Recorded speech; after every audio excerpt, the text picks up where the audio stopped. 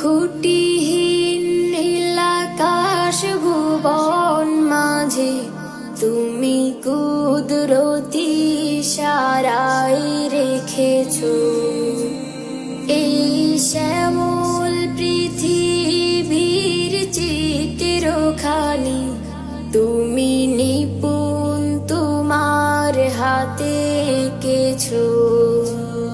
ওগো আল্লাহ